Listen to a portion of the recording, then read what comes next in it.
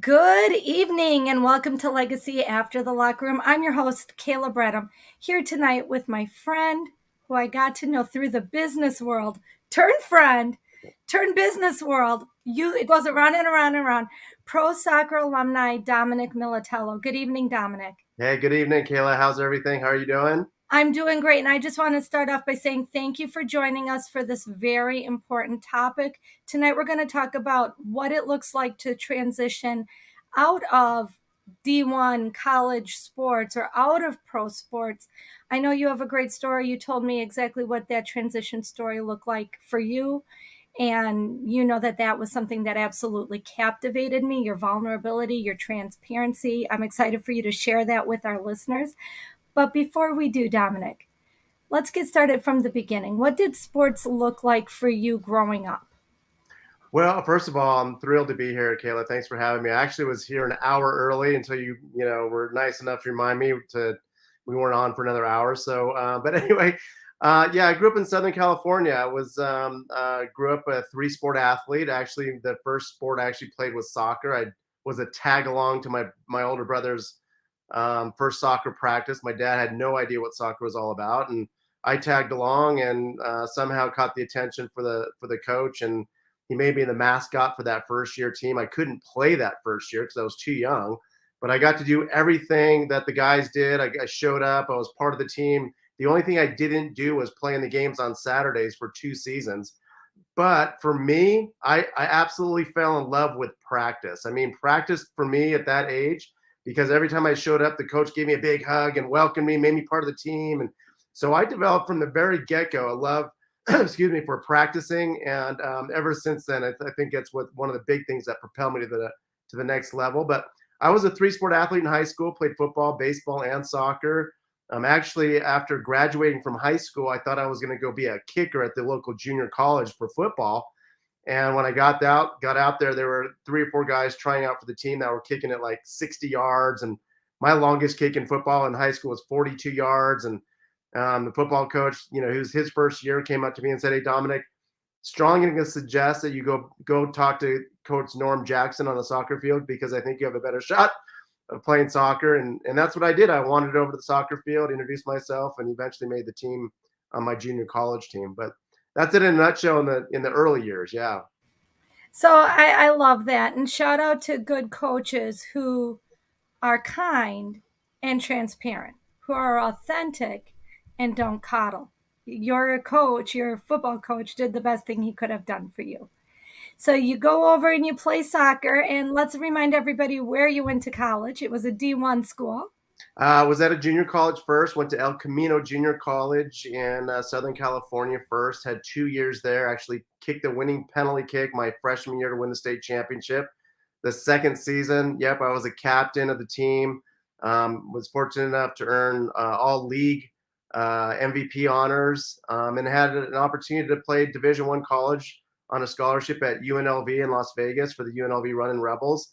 Had two fantastic years there in Las Vegas. We won a league championship my junior year, went to two NCAA tournaments, and had an absolute fantastic time playing for Coach Barry Bardo and the guys there in Las Vegas. And really wasn't sure what I was going to do. I graduated December of 1989. I went back home to live with my parents to figure out the next thing in my life. And my semi-pro team coach called and said, "Hey, listen, we're going to a tournament in February in Las Vegas. Do you want to go?" And I actually turned him down. I said, "Coach, listen, my soccer career is over. I got to get a job." And it was my dad who talked me into going back and making the Las Vegas tournament my last kind of final hurrah. And it's interesting. I actually had a 7-goal performance in the very first game of the tournament. We ended up winning this national tournament. And the professional coach that was coaching in Salt Lake City saw me play, and after the tournament came up and said, "Hey, you want to come up to Salt Lake City and try out for a professional soccer team?" And I said, "Well, first of all, coach, two things. One, I don't even know where Salt Lake City is, so I don't think my little Toyota Brown truck will make it that far, wherever it is. And second of all, what pro team are you talking about? Because I didn't know there was a pro league established." So he said, "Don't worry about all that." By the time I got home from the tournament, there was a round ticket to Salt Lake City. I flew up, made the team, and had 4 years of professional soccer experience. Yeah. And that first game was one of your claims to fame. I know you're a very humble man, but go ahead and just share with the listeners the hat trick during the first game. Yeah. So my very first professional outdoor soccer game, we played. It was the inaugural game for the Salt Lake team, as well as for the league, which was called the American Professional Soccer League, kicked off in 1990. We were actually in New Mexico, and we played the New Mexico Chili's, beat them 3-1. I scored all 3 goals, a super hat trick, header, left foot, right foot. And but it was interesting because they gave the MVP of the game to their goalie, and so for about 32 years now, I've been in therapy trying to work through that mentally. So no, I'm just kidding. Yeah, but also no kidding, right? Like low key, holy cow. Wow, Yeah, that's amazing. So the reason I wanted to start there, Dominic, is because that's a pretty illustrious soccer career, especially when the PWSL was it in America, right? yeah, So amazing career. You were obviously very, very, very good at what you did. And then after playing professionally with the league for 4 years, you sort of work on your exit strategy. So I know, first of all, the listeners at Legacy After the Locker Room are going to say, dude, why'd you leave? Because you were good, right? So why don't we just tell the listeners sort of what that exit strategy looked like so they can understand just how hard it was for you? yeah. So actually, I had 3 years of outdoor experience, professional experience, and 1 year of professional indoor experience where I played in Atlanta for the Atlanta Attack. And then from my first week there, I got kicked from behind. Now we played in the old hockey arenas, the indoor soccer, and the carpet that they used for the soccer games were about a quarter inch thick that sat right on the cement. And in my first week in Atlanta, I got kicked from behind. I fell backwards with my wrist underneath my tailbone, and didn't realize, but I found out the following day that I had actually cracked my tailbone, broke my tailbone, and it broke my wrist on the same play. That season, I ended up having knee surgery, turf toe, broke my nose.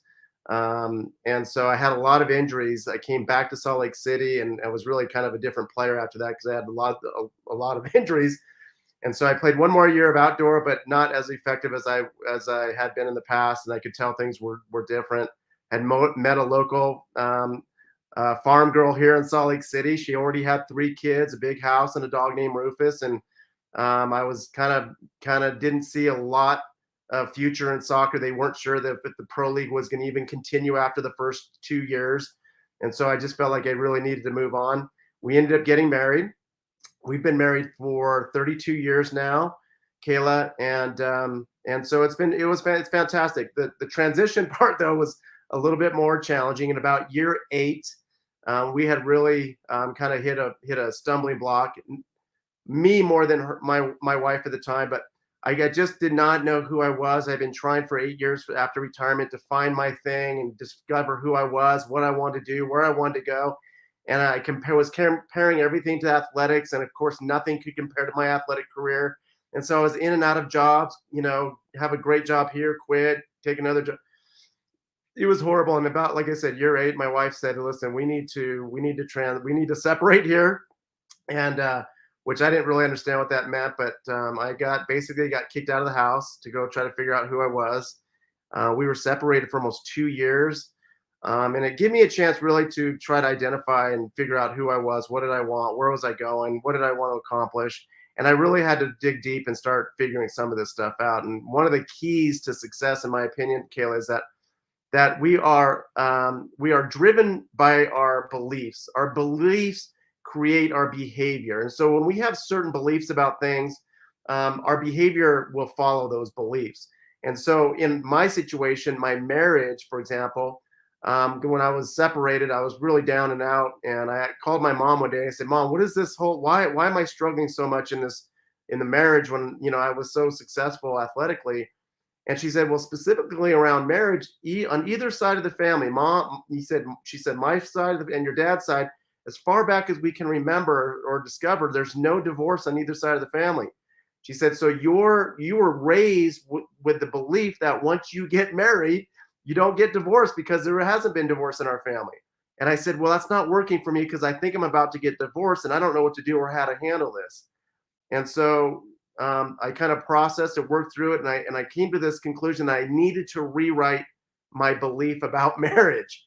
And Kayla, when I rewrote my marriage belief, then it allowed my wife some freedom, because I was squeezing tighter I was squeezing to hold on to our relationship, the more she was pushing back, and it wasn't working out. And so I rewrote my belief system now to about marriage, that I want for my spouse what she wants for her, and it may not include me. And I had to be okay with that. I want for her what she wants for herself, and it may not include me. But once I came up with that and accepted that, then it allowed us both the kind of freedom and room to grow and discover that we really wanted to be back together, but I needed to do it with a new mindset.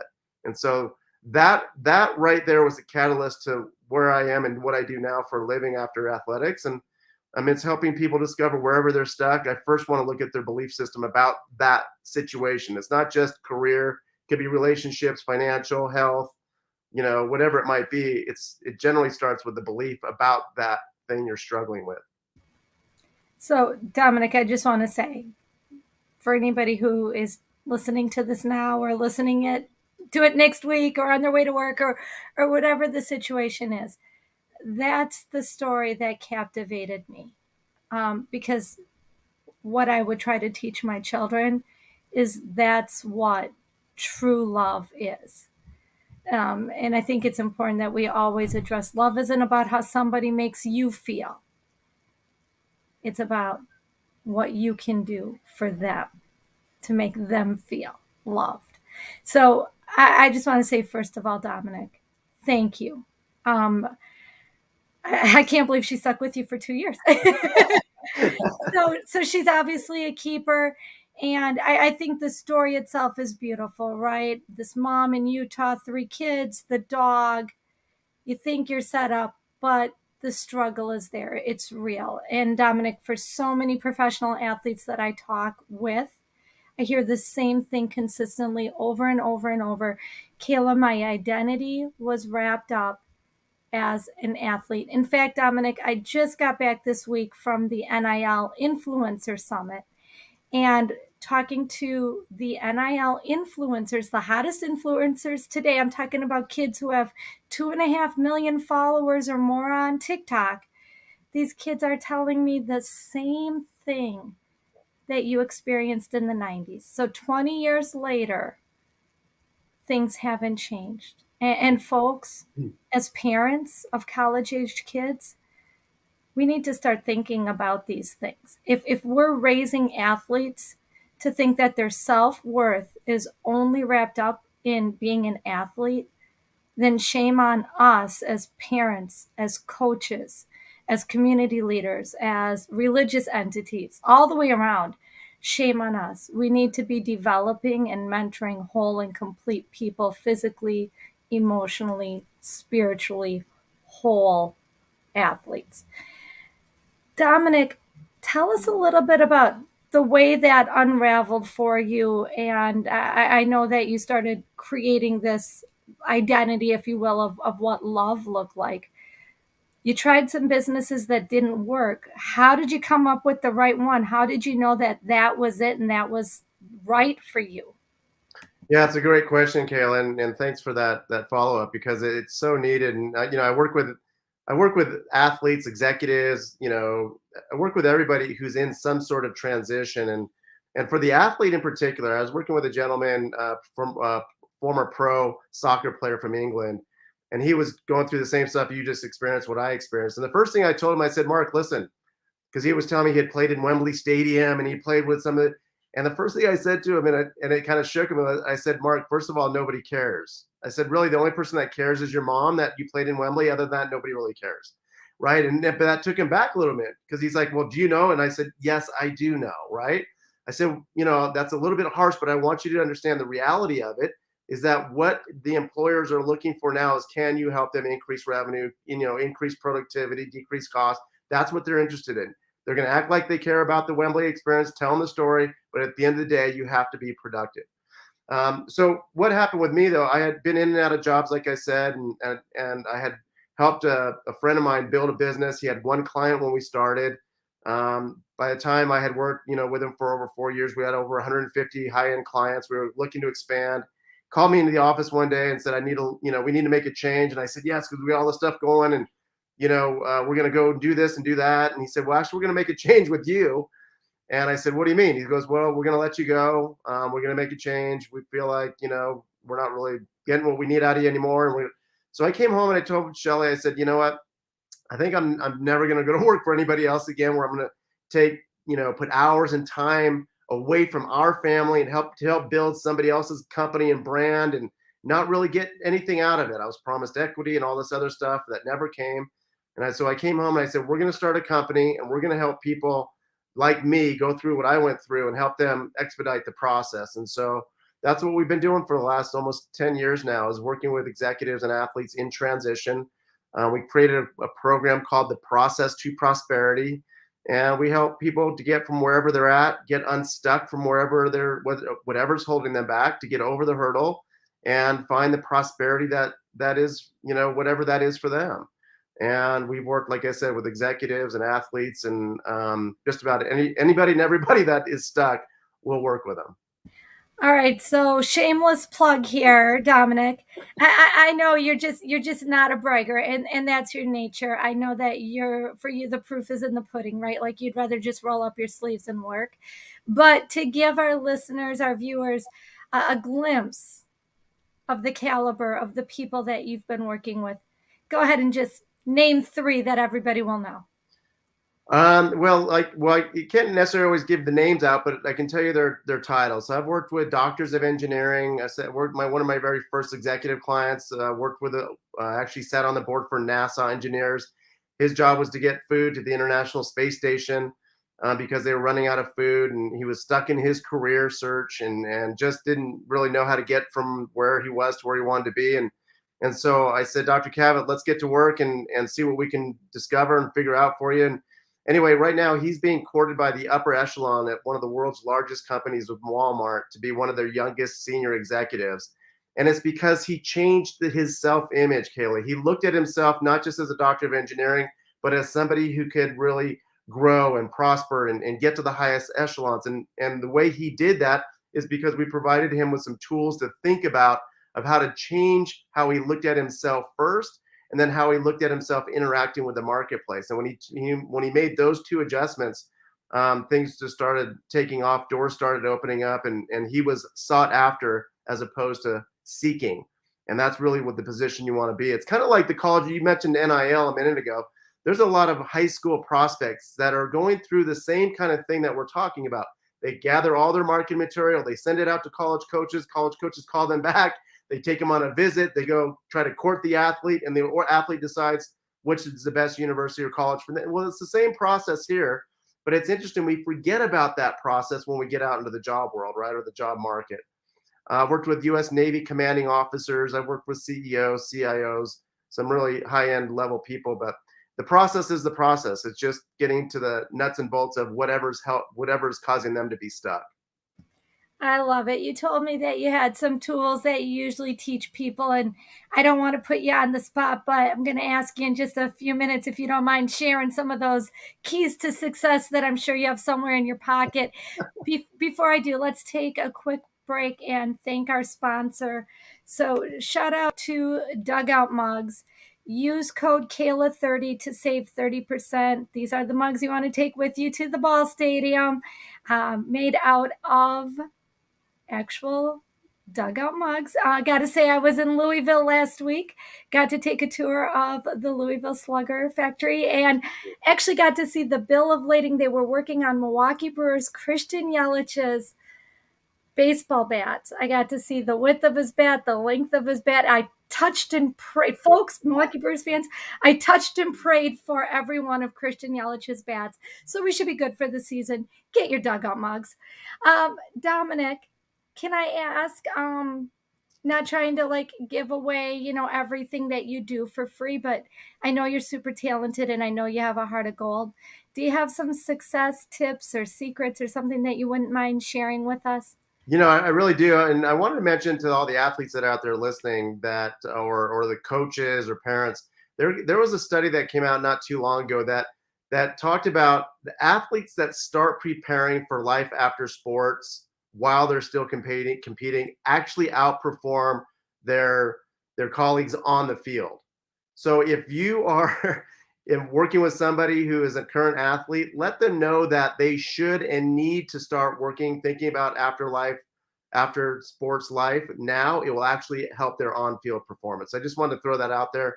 For more information, reach out and let me know. But here's my 6 quick success secrets. We won't go into too much detail, Caleb, but let me give them to you.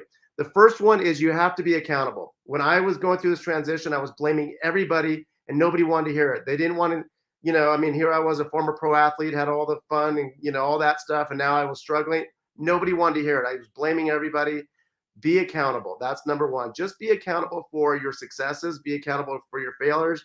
And if you can't figure it out, get some help to help somebody give you an outside perspective to figure it out. The second thing I want to suggest is be open. Be open to new thoughts, new ideas, new perspectives. Don't just be stuck in your way of thinking and continue to be stuck, because that's not helping. It's not getting you where you want to go. Be open to new ideas. Be open to maybe going to lunch or movie by yourself.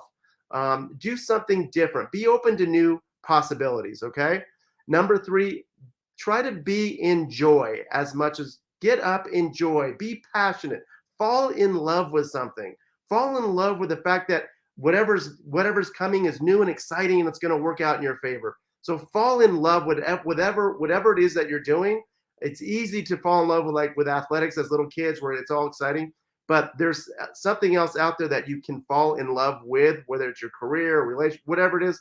That's number 3. Number 4, this is one we hear all the time. Have an attitude of gratitude, right? And when I first heard that, I was really struggling in my life. And somebody says, well, Dominic, just be grateful.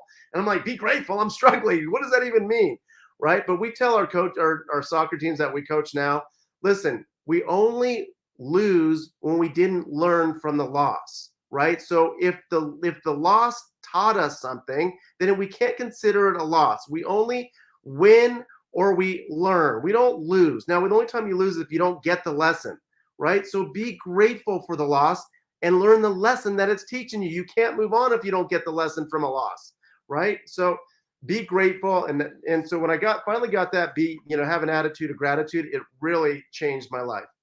Number 5, your beliefs come before your behaviors. We talked about in the beginning, right? If you're stuck with something, examine the belief behind the behavior. If you will examine and be willing to rewrite the belief, the behavior and the results will change. Trust me on that. Just try it. Pick one thing you're stuck with, look at the belief, listen to whoever's in your head helping you write that belief, say thank you, and I need to rewrite this, and rewrite it that will benefit you moving forward. That is such a key to success.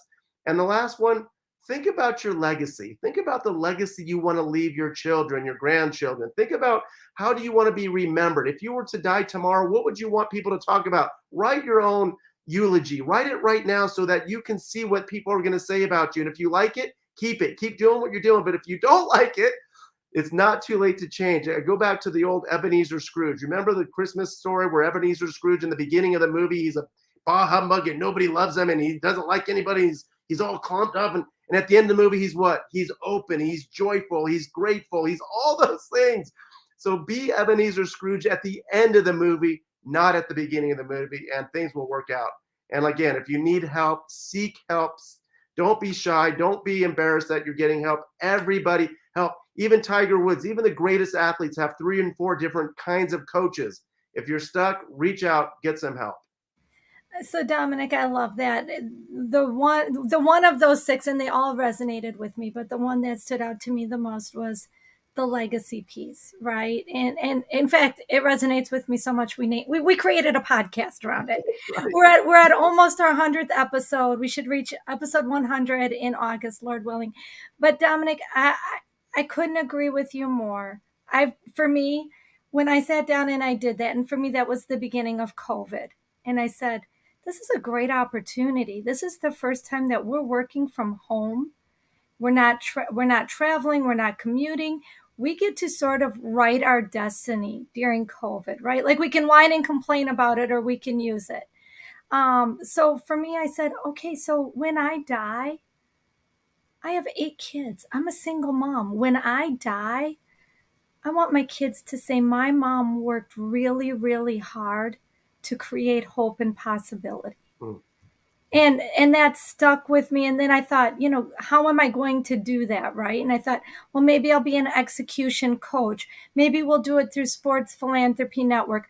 Who knows? But what I really realized, what was important, is looking at sort of what that wall was, the creating hope and possibility. And when people came to me with business propositions and opportunities, I looked at it very quickly to say, does this create hope and possibility? Yes or no? And I chose to say no a lot, Yep. to make room for those yeses. Wow. So I love that piece of advice. Those 6 nuggets are golden. Dominic, I just want people to know they're listening to this and they're saying, wow, that guy knows what he's talking about. That's a solid coach. So, number one, let's give people the opportunity to be able to connect with you. I'm guessing LinkedIn, is that the best place? Yeah, LinkedIn's a great place to go.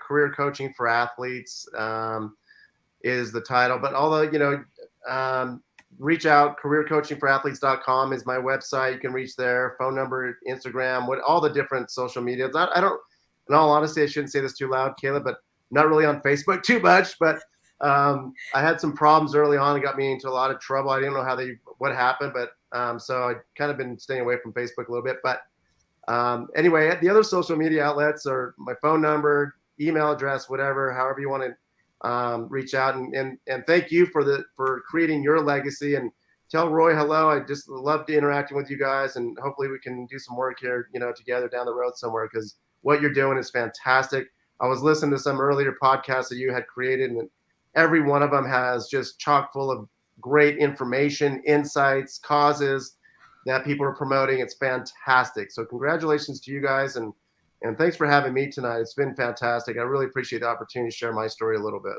Oh, well, I really appreciate you. And first of all, I really appreciate you. That's not a pat comment. Folks, just to reiterate, I know a lot of people end up watching the live stream or watching a recording. So if that's you, you're seeing that I put careercoachingforathletes.com up on the video board. If you're driving and you're listening, go ahead and I'll repeat it. Type it in. Don't type it into your phone while you're driving, but type it into your mind while you drive. Careercoachingforathletes.com. Dominic, I can see why you've had problems on Facebook. I know at one point I tried to connect with you on Facebook and there were about 17 Dominic Militellos and I couldn't figure out who was who. I gave up. So I get it. But folks, why don't we steer you over to LinkedIn? Dominic Militello, that's Militello, Dominic Militello on LinkedIn. And Dominic, thank you for shouting out the work we're doing here at Legacy After the Locker Room. Roy, Sports Philanthropy Network. Folks, want to just thank Sports Philanthropy Network for powering the podcast, dedicated to building stronger, healthier, and more inclusive communities.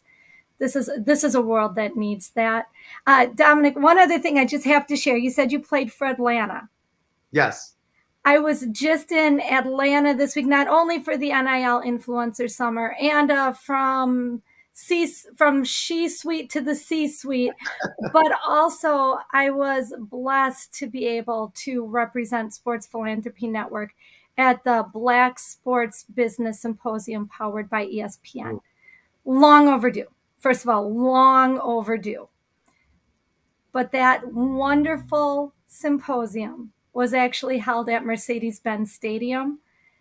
Brand spanking new, gorgeous venue. Folks, if you have not had a chance to visit and something is taking you to Atlanta, make sure you swing by. It is phenomenal.